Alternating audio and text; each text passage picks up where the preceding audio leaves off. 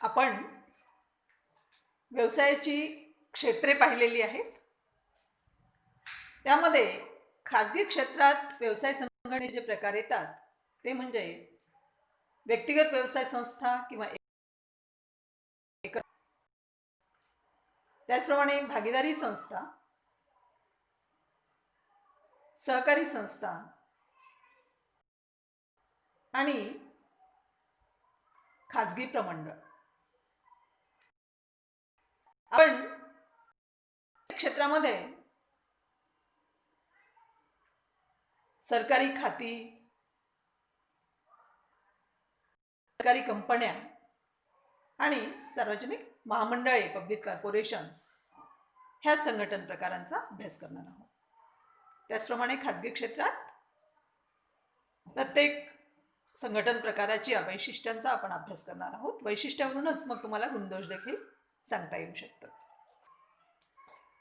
तर पहिला प्रकार जो प्रचलित आहे, सगळीकडे आपल्याला दिसून येतो, तो म्हणजे व्यक्तिगत व्यवसाय संस्था किंवा एकल व्यापारी. आपल्या आजूबाजूला दिसणारी किराणा दुकाने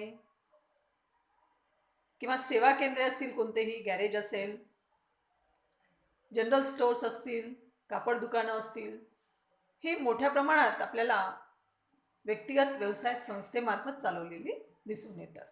एकल व्यापारी हे व्यवसाय चालवत असलेलं दिसून येतं. मग ह्या व्यक्तिगत व्यवसाय संस्थेची वैशिष्ट्य कोणती? तर व्यवसायाचा आकार हा लहान असतो, कारण एका व्यक्तीच्या मालकीची ती संस्था आहे. त्यामुळे व्यवसाय हा तुलनेने लहान आकाराचा असतो, आकारमान कमी असते. स्वतः मालक आणि कुटुंबातील सदस्य किंवा 1-2 नौकर अशा पद्धतीने तो व्यवसाय चालविला जातो. व्यक्तिगत मालकी असते, व्यवसायाची मालकी आणि व्यवस्थापन हे एकच असते. भांडवल स्वतः गुंतवलेले असते मालकाने व्यवसायाचे, आणि विक्रेता मालक हा एकच असतो सामान्यपणे, आणि भांडवलदार देखील तोच असतो. त्यामुळे भांडवलाला देखील मर्यादा येते. मर्यादित भांडवल हे वैशिष्ट्य आपल्याला सांगता येईल, कारण स्वतःच्या बचतीमधून किंवा कर्जाऊ रक्कम घेऊन हे भांडवल गुंतवलेलं असतं. त्यामुळे इतर व्यवसाय संस्थेच्या तुलनेत, म्हणजे भागीदारी संस्था असेल, कंपनी असेल, सहकारी संस्था असेल, त्यांच्या तुलनेत व्यक्तिगत व्यवसाय संस्थेचं भांडवल हे मर्यादित असतं. मालकाकडूनच व्यवस्थापन केलं जातं, मालकी व्यवस्थापन एकच असतं. लहान आकाराचा व्यवसाय असतो, मालक स्वतः व्यवस्थापन करू शकतो. जबाबदारी मात्र अमर्यादित असते. पुढचं वैशिष्ट्य म्हणजे अमर्यादित जबाबदारी. म्हणजे काय की व्यवसायात समजा तोटा झाला तर तो तोटा भरून देण्याची संपूर्ण जबाबदारी त्या व्यवसायाच्या मालकाची असते, एकल व्यापाऱ्याची असते. त्याची खाजगी संपत्ती देखील, खाजगी मालमत्ता देखील व्यवसायाचे कर्ज फेडण्यासाठी वापरलं जाऊ शकते. पण एक फायदा आहे व्यक्तिगत व्यवसाय संस्थेचा, ते वैशिष्ट्य देखील आहे की कमी कायदेशीर बंधने आहेत. स्थानिक पातळीवरच्या काही नियमांचे पालन करावे लागते, परवानगी घ्यावी लागते व्यवसाय स्थापनेच्या दृष्टीने, कराचा भरणा वेळोवेळी करावा लागतो, आणि त्या पद्धतीने व्यक्तिगत व्यवसाय संस्था सुरू करून चालवता येऊ शकते. सरकारचं फारसं नियंत्रण ह्या व्यक्तिगत व्यवसाय संस्थेवर नसते. निर्णय घेण्याचे स्वातंत्र्य त्यांना मिळत असते.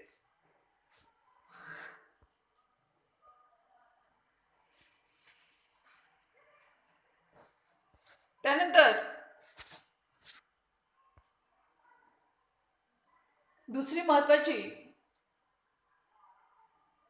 संस्था म्हणजे भागीदारी संस्था. व्यवसाय संघटनेचा हा दुसरा प्रकार जो खाजगी क्षेत्रात चालविला जातो.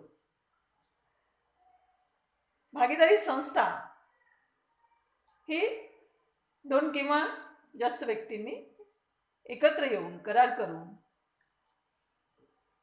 व्यवसायात झालेला नफा वाटून घेण्यासाठी स्थापन केलेली संस्था असते. आता भागीदारीची ठळक वैशिष्ट्ये म्हणजे पहिलं म्हणजे भागीदारीचा करार. हा करार लेखी किंवा तोंडी असू शकतो. ह्या करारामध्ये व्यवसाय चालविण्यासंबंधी, नफा वाटून घेण्यासंबंधीचे नियम स्पष्ट केलेले असतात. सभासदांचे अधिकार, जबाबदाऱ्या निश्चित केलेले असतात. भांडवलाचे प्रमाणही निश्चित केलेले असते. कोणत्या भागीदारांनी किती आणायचं आणि नफ्याची वाटणी भांडवलाच्या प्रमाणात होईल का, समान होईल, ह्या संबंधित त्या करारात स्पष्ट केलेलं असतं. नोंदणी मात्र ऐच्छिक आहे. भागीदारी संस्थेची नोंदणी केली तर काही अमर्याद जबाबदारी. व्यक्तिगत व्यवसाय संस्थेप्रमाणेच भागीदारी संस्थेची देखील जबाबदारी ही अमर्याद असते. म्हणजेच व्यवसायात जर तोटा झाला तर तो तोटा भरून देण्याची जबाबदारी ही भागीदारांची असते. त्यामुळे त्यांच्या खाजगी मालमत्तेवरही टाच येऊ शकते. नफ्याची विभागणी करणं हा मुख्य उद्देश असतो. व्यवसायात झालेला नफा हा कशा प्रमाणात वाटून घ्यायचा हे भागीदारीच्या करारात स्पष्ट केलेले असते. आणि करारात तसा जर उल्लेख नसेल तर भागीदार समप्रमाणात नफा वाटून घेत असतात. भागीदारांची संख्या ही 2 ते 20 असू शकते. किमान संख्या 2 आणि कमाल संख्या 20 असते. पण अधिकोष व्यवसायात, बँकिंग व्यवसायात ज्या भागीदारी संस्था कार्यरत असतात त्यांच्यासाठी किमान 2 आहेच, पण कमाल संख्या 10, सदस्य संख्या ही 10 राहील. तर भागीदारीचे अस्तित्व हे मर्यादितच असते. व्यक्तिगत व्यापाराप्रमाणे भागीदारीच्या अस्तित्वालाही मर्यादा आहे. कारण भागीदाराचा मृत्यू झाला, एखाद्या भागीदाराचा मृत्यू झाला किंवा दिवाळखोर ठरला किंवा वेडा झाला तर भागीदारीचे अस्तित्व संपुष्टात येत असते. तर हे वैशिष्ट्यांचा अभ्यास करून आपण भागीदारीचे गुणदोष देखील सांगू शकतो. तर गुण असे सांगता येऊ शकतात की एकल व्यापाऱ्यापेक्षा जास्त प्रमाणात भांडवल जमा करता येऊ शकते. येथे जबाबदारीचे पण वाटप होऊन जाते. त्याचप्रमाणे भागीदार एकमेकांना मदत करू शकतात. व्यवस्थापन कौशल्य देखील वाढू शकते. निर्णय चांगले घेतले जाऊ शकतात. तर हा फायदा भागीदारी संस्थेत मिळू शकतो. स्थापना सुलभच आहे. खूप कायदेशीर बंधनं नाही आहे. प्रमंडळा इतकी कायदेशीर बंधनं नाही आहेत. तर निर्णय घेण्याचे स्वातंत्र्य भागीदारांना असते. तर ह्या सगळ्या गोष्टी गुण म्हणून आपल्याला पाहता येईल. आणि दोष म्हणजे अमर्याद जबाबदारी आहे, खाजगी मालमत्तेवर टाच येईल.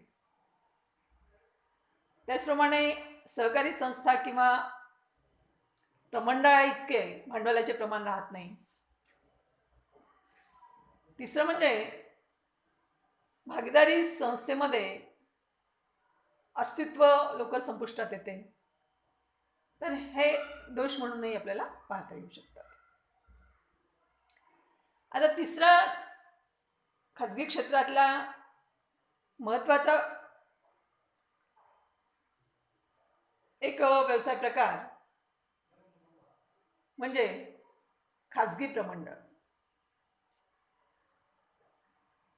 तुलनेने इथे सुगम स्थापना आहे, स्वतंत्र अस्तित्व आहे, लवचिकता आहे, जबाबदार व्यवस्थापन आहे आणि खाजगी क्षेत्राचाही सहभाग घेता येऊ शकतो. दोष म्हणजे अधिकाऱ्यांचे नियंत्रण असते, संचालकांचे दुर्लक्ष होऊ शकते, लोकहिताकडे दुर्लक्ष होऊ शकते आणि गुप्तता पाळली जाऊ शकते.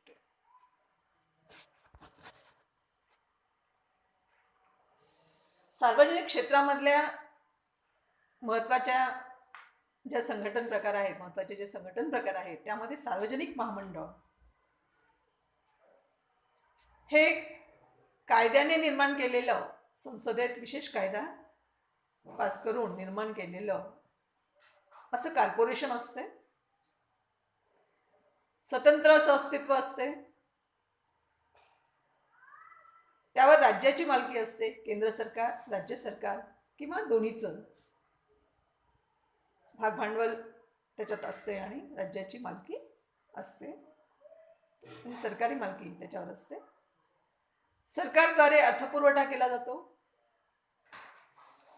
सामाजिक जबाबदारीचं पालन करण्यासाठी